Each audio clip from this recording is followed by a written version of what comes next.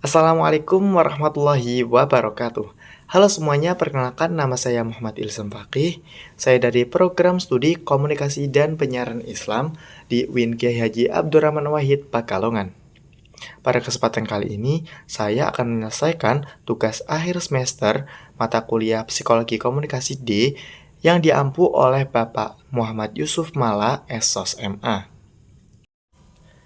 Setelah kita menonton dan menganalisis film yang berjudul Split 2016, kita tahu bahwa refleksi diri mengenai teori psikologi komunikasi yang berkaitan dengan nilai-nilai keislaman serta peran kita sebagai komunikator dalam kehidupan sehari-hari ini sangat penting teman-teman, karena komunikasi bukan hanya soal berbicara, tetapi juga seni untuk memahami diri sendiri, memahami orang lain, dan bagaimana kita menjaga nilai moral dalam setiap menyampaikan pesan. Nah, yang pertama yaitu psikologi komunikasi dan pemahaman diri. Maksudnya, dalam psikologi komunikasi itu terdapat satu konsep dasar, yaitu komunikasi intrapersonal. Maksudnya gimana? Maksudnya proses komunikasi yang terjadi di dalam diri sendiri. Contohnya seperti ketika kita berpikir, ketika kita merenung, atau bahkan ketika kita mengevaluasi perasaan kita serta tindakan kita di kehidupan sehari-hari. Nah, sebagai komunikator atau penyampai pesan atau pembicara, kita sadar bahwa kita itu berbicara dengan orang lain yang sangat dipengaruhi oleh kondisi psikologis kita sendiri.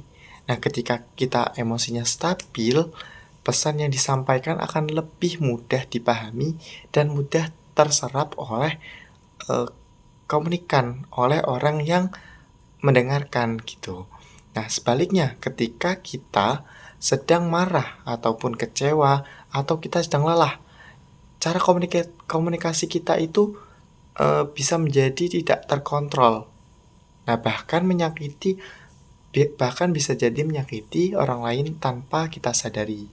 Seperti itu. Nah, psikologi komunikasi ini mengajarkan bahwa diri sendiri itu adalah kunci sebelum kita menyampaikan pesan kepada orang lain.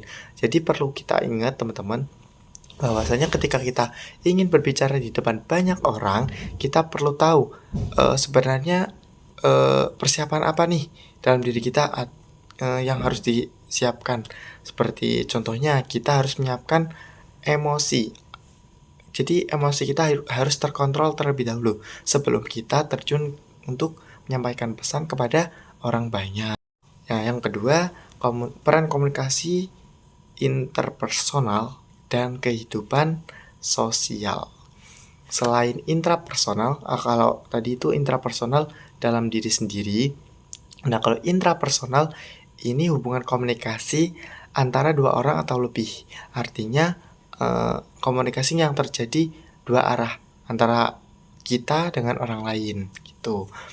Nah, dalam teori psikologi komunikasi, komunikasi interpersonal ini efektif untuk membutuhkan empati, keterbukaan, dan sikap saling menghargai. Nah, dalam refleksi diri kita sebagai komunikator, kita tidak hanya berperan sebagai penyampai pesan, ya, bukan hanya sebagai komunikator, tetapi juga pendengar. Ketika si komunikan atau audiens menyampaikan umpan balik kepada kita, patutnya kita mendengar dengan baik.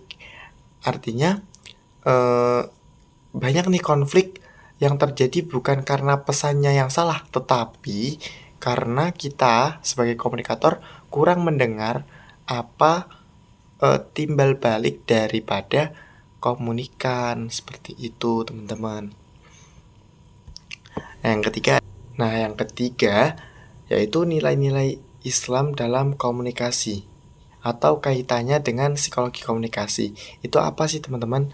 Nah, yang pertama itu Islam memberikan pedoman yang sangat kuat, yang sangat jelas tentang cara berkomunikasi. Ya, yang pertama itu prinsip utamanya adalah berkata jujur dan benar. Artinya kejujuran ini bukan hanya tentang tidak berbohong, tetapi juga tentang niat bagaimana kita akan menyampaikan pesan kepada orang lain gitu. Nah, ketika nih kita sebagai komunikator, kita sebagai pembicara, kita harus memiliki sikap amanah atau sikap yang dapat dipercaya dalam setiap kata yang akan kita ucapkan. Rasulullah SAW juga mengajarkan bahwa perkataan yang baik adalah sebuah sedekah dan perkataan yang buruk itu adalah menjadi dosa. Nah, maka dari itu Islam mengajarkan qaulan sadidan sebagai pedoman untuk berkomunikasi. Nah, yang keempat, refleksi bagaimana peran kita sebagai komunikator. Nah, yang pertama itu kita sebagai komunikator itu penting untuk merefleksikan diri. Yang pertama, mengendalikan emosi sebelum kita akan berbicara. Yang kedua, kita harus memiliki sikap empati, bukan ego dalam berkomunikasi.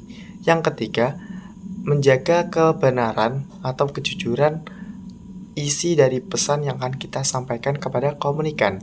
Yang keempat, menyadari dampak komunikasi ketika kita menyampaikan pesan yang salah atau kita menyampaikan pesan dengan emosi yang tidak stabil, itu bisa membangun atau bahkan menghancurkan hubungan kita dengan komunikan.